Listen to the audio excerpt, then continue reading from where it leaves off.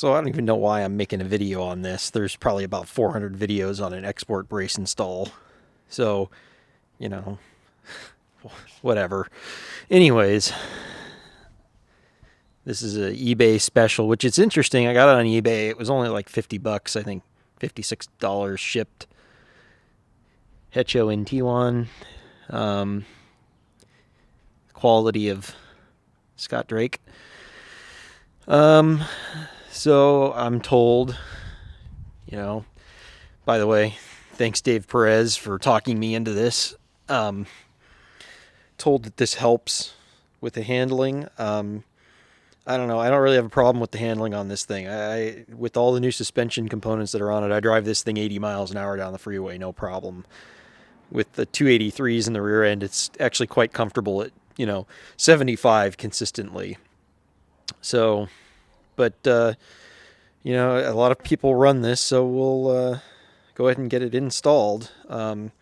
So I have watched other videos on this. Like I said, I don't even know why I'm doing this, I guess, just to do a video. Maybe there's something that I'll discover that somebody else hasn't, but, just might be worth showing. So let's go ahead and take a gander here. The original strut tower brace is obviously factory.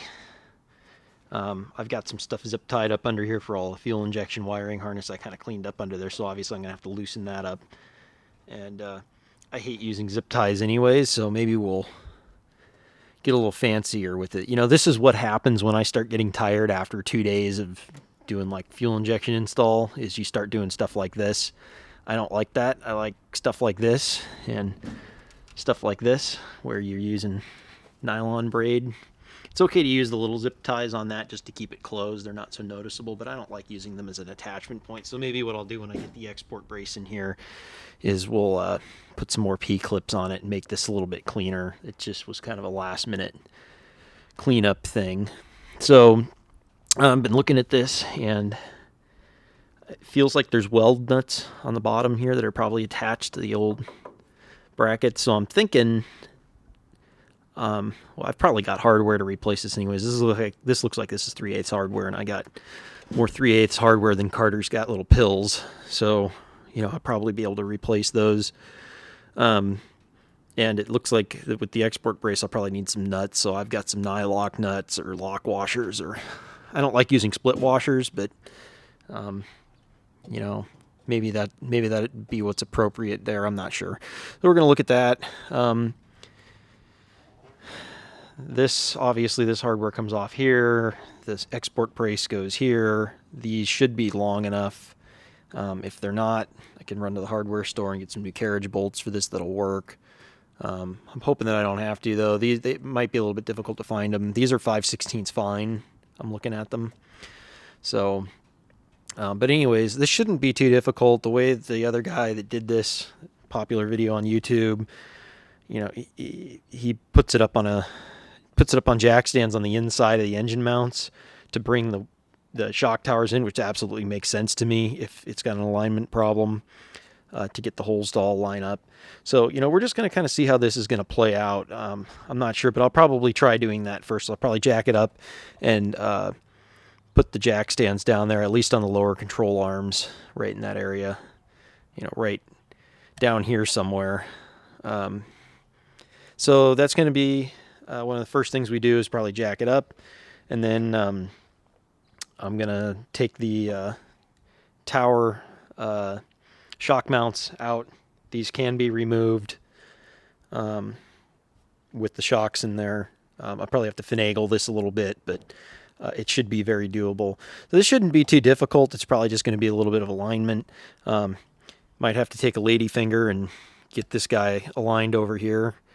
So, I'm really not sure where to scale this one. This is probably a 5 F-bomb job. Could be 3. 0 on Knuckle Buster, though. I'm not seeing much potential there. So let's go ahead and get into it. Now, we're going to see how this plays out. I decided that I was going to put the jack stands up on the subframe right there. There's just really not a good place to put them otherwise. some of the weights on the wheels, a lot of the weights on the jack stands in this configuration. My jack stands are maxed out. You could put a, like a 4x6 or something under there if you wanted to, but we'll see how this works. I just don't want the weight on the outside of the wheels, if possible, because that's going to move the shock towers into a place where it might not want to line up. And who knows, it may want to line up with the weight on it. We're going to find out, but we'll start with this and kind of see how things line up. And just FYI, as I started pulling this apart, I was wrong. Those nuts are not welded under there. They just kind of felt like they were. So you do have to get a 9/16 wrench underneath there to hold the nut so you can pull the bolts out. So we're going to pull these out first. That side's going to be a little bit more tricky. Like I said, I got to pull stuff off of it, and then the tower mounts will come out next. So now I kind of thought about this, but I wasn't thinking about it. Probably too many old fashions last night. I knew that the shocks were going to want to hang with the wheels there, and I was thinking, I'll just jack up one side or something. Well, that's just stupid. So I just pulled the jack stands back out, lowered the car back down so I get enough clearance, and I should be able to finagle these out of here like that. Then I'll jack it back it up. Jack it back it up. That's a good one. Let's jack it back it up after this and put the export brace in.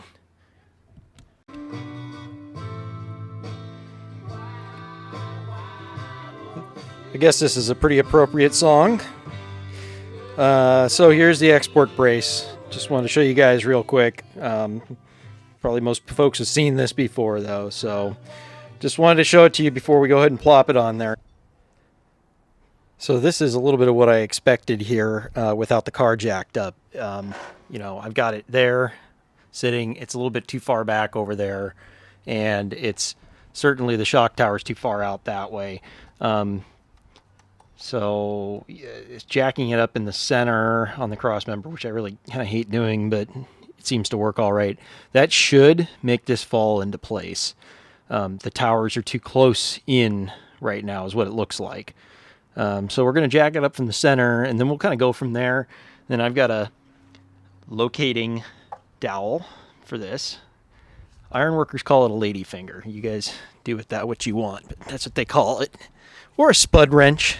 Spud wrench is good. So you see how far off this is down here, I think. I'm not sure if the video's picking that up or not. It's pretty bright out here, but yeah, this is going to have to go that way. So we'll get it though. We'll see how this is going to work. It's going to work out just fine. So, I always find it interesting the way that things want to work out. So in the last segment, you probably noticed I set this side down first, located them. Now, obviously, it's going to want to easily go on because the other side isn't lined up with anything. I came over here and everything was not aligned very well at all. And I kind of fiddled with it for a little bit. I've got it jacked up right now, which helped just a skosh. There's not a lot of flex, which is actually a good thing, I think. Couldn't get it. Went ahead and lifted this side back off, put this side on, and then I was able to get that side on. So go figure, that defies the laws of physics, but that's okay. Usually car work does. So now that we got these on here, I'm thinking about this just a little bit. I've got it jacked up now. It didn't move much, so I think I'm just going to set it back down with it located because I got to have it down to get the shock braces back in. So hopefully it doesn't pop off when I do that because I want to get these started and leave them loose. And then I've got to get the holes lined up because it's pretty far back right there. I may have to open those up a little bit. I don't really want to do that. But if I have to shove the towers too far forward or anything to get those bolts in, that could throw things off. That'll change fender gaps and stuff like that. I don't want to do that if I can avoid it. So we'll see how that works. But I might get my carbide bit angle grinder in there. I might have to open those up. I really hope I don't need to though, but that's something that you can do if you have to. So we'll set it down, get these brackets back in. All right, so we get the brackets back in. So far we're 0-0 on the F-bombs and knuckle busters. It really hasn't been too bad so far. I'm going to leave the shock off for the time being, and you don't want to tighten these down. I just wanted them in far enough where the carriage bolts weren't going to come out. You got to leave them loose because we got to get this Got to get this aligned right here. And if you tighten it up, we want to take advantage of how much slop there is in these holes as much as possible to get it aligned. It's gonna, I can tell by looking at it, it's off by 1/4 of an inch. So that means that it's going to be shoving the shock towers forward a little bit, but I want to do as little of that as possible. So we've just got those sitting in there. They're not even snug. They're just the nut is just touching everything. It's just keeping everything sandwiched. So let's see if we can't get this lined up right here and drop some hardware in there. It may go easy. It may go really hard. A tip that I think is probably going to work, and I've never done one of these before, but this is just me looking at it. I would start with the inside holes. Probably the best option. I'm going to see if I can get it aligned with the hood in here, and I really hope so because I haven't got anybody to help me remove the hood. But I think I can get access to it from here, and I'm going to need to get it in at this angle, so that's going to work out pretty well, I think. It's just if I have to move the locating shaft further than this plane right here, then I'm going to have a problem. So let's see how it works out. Let me go get that. So this is very obviously not going to want to go easy. So, but I still got some tricks up my sleeve. So what we're going to try right now, and it does not want to budge, which is, I kind of assumed that was going to be the case. It's pretty far off. What I'm going to try right now, I just jacked up the front. So what I'm going to do here is I've got it jacked up, like I said, and I'm going to put the jack stands under the subframe kind of by the doors.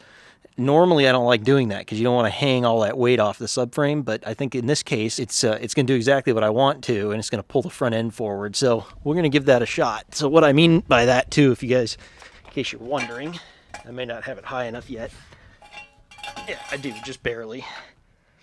I'm going to put all the weight here. I'm probably going to do it kind of far back, too, like right there.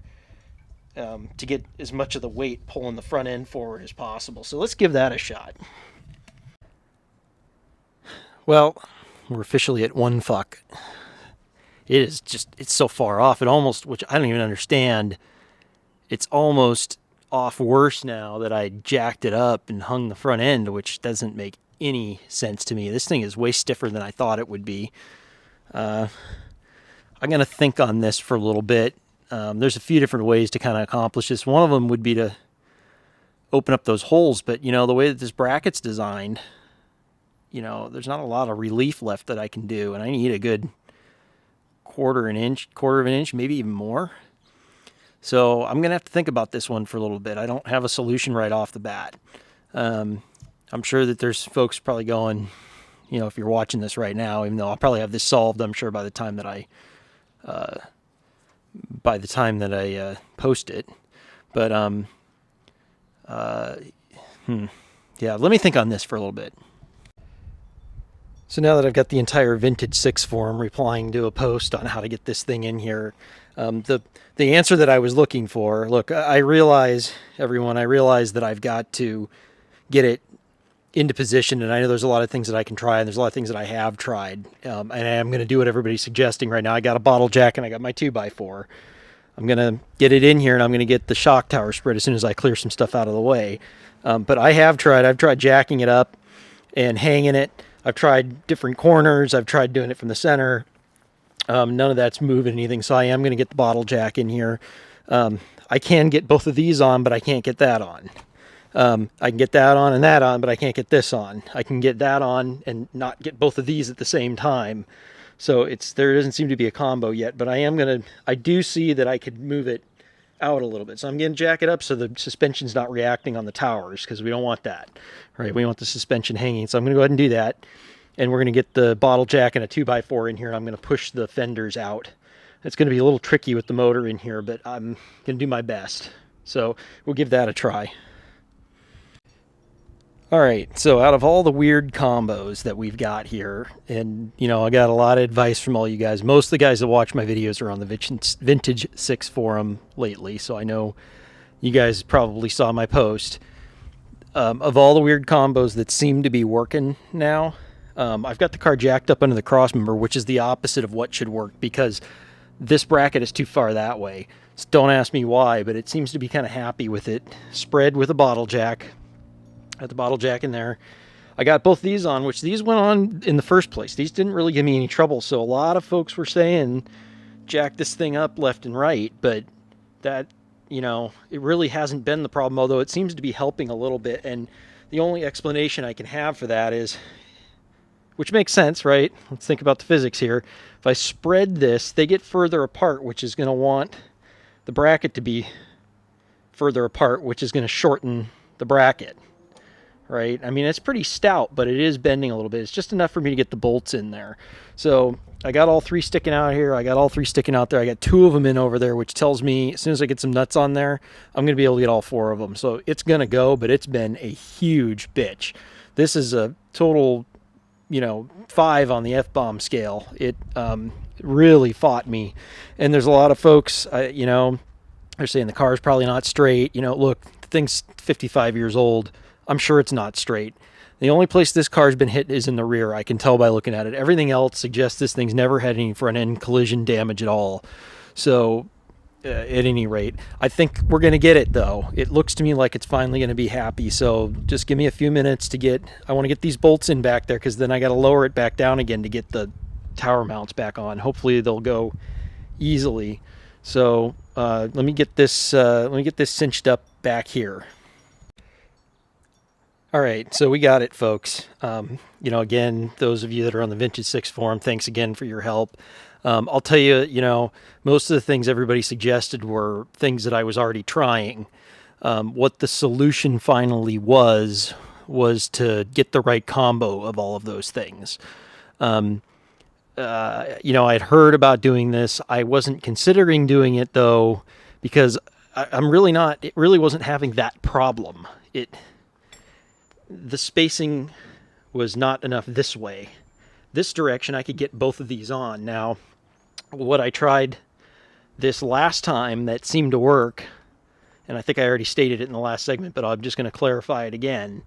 I had to put the shock towers on first, and they would go on without any spreading of the shock towers at all. No problem there. But I put them on and I spread it even after I put them on, and that lined up afterwards, which is bizarre to me. Now, I had it just jacked up by the cross member. I tried, like I told you guys, I tried everything. I put the jack stands underneath the frame rails on both sides and tried to hang it to get the car to bow. That wasn't doing anything. I just left the jack underneath here. But spreading this, even though these were already on both sides, made that line up. So that's something for you guys to try if anybody runs into this again. There's probably 4 million videos on this, but every one of these cars is going to be a little bit different. So at any rate, yeah, it fought me just a little bit, but I was able to get my locator in there. And once I was able to drop those bolts in, I knew I was going to get it. So it's in. I'm going to get the shocks back tied up here and, you know, clean things up. This thing should be ready for a road test. All right, so I think we're just about ready for a road test here. Did a little cleanup. You know, here I am. I got lazy again. I use zip ties again, although not as many. And I kind of kept it clean. I cleaned up the wiring in here just a skosh. So let's see what the differences are. I'm told it'll handle better, which kind of makes sense to me. That bracket is definitely way more stout. So that is going to be a good thing, I'm sure. So we'll take it around the city and see how it does, and then I'll report back on it. So yeah, it's definitely stiffer going around corners. I'm not feeling the body flex like it was. So, you know, I guess, you know, it's going to be hard to tell till I drive it on the freeway a little bit, but it seems like it's handling better. So I guess I got true faith in all of you guys. So yeah, the body is way more responsive now. That's the term I think that I'm looking for here, is that the body is more responsive. It doesn't flex when you turn. So anyways, coming up on Fox Plaza too, for those diehard fans out there, there's Nakatomi Plaza. So anyways, I think we'll go ahead and wrap this one up. I think it was worth it.